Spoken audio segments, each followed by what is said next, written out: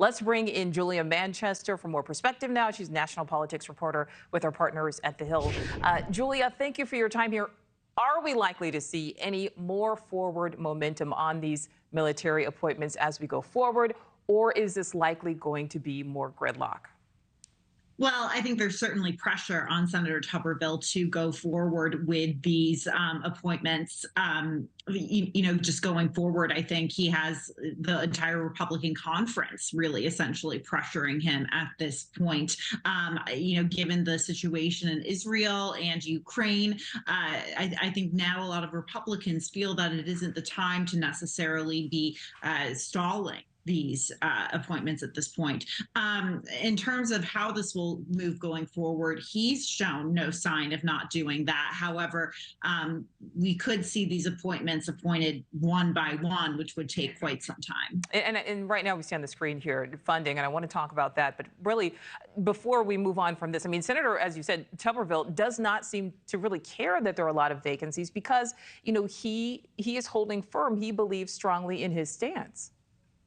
He does. And we know that Senator Lindsey Graham apparently had a conversation with him and essentially said, look, if you have a problem with their policy, if you think the abortion policy in the military is in some way illegal or challenging its legality, then sue them. This isn't necessarily the right way to do that.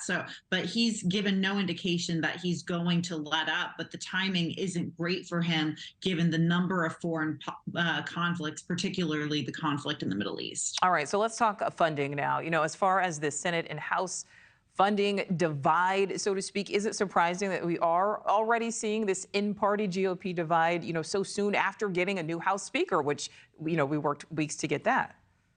It's not surprising, given the fact that there was already so much gridlock between Republicans on, the House speakership issue. There's a lot of divide within the party, particularly on foreign policy and whether to support Ukraine or to continue to give aid to Ukraine. Now, we see that Speaker Johnson wants the foreign aid package to be separated, so Ukraine and Israel and border funding all separate.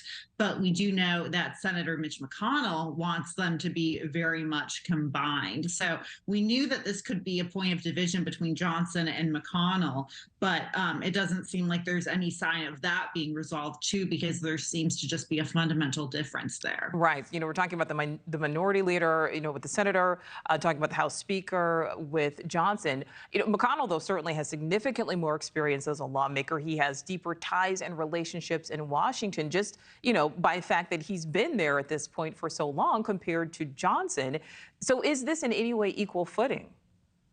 It isn't equal footing for the reasons you just mentioned, Nichole. The fact that, McConnell has so much more experience than Speaker Johnson, and McConnell also understands how to deal with a divided party and how to move forward. He has certainly walked that very fine line.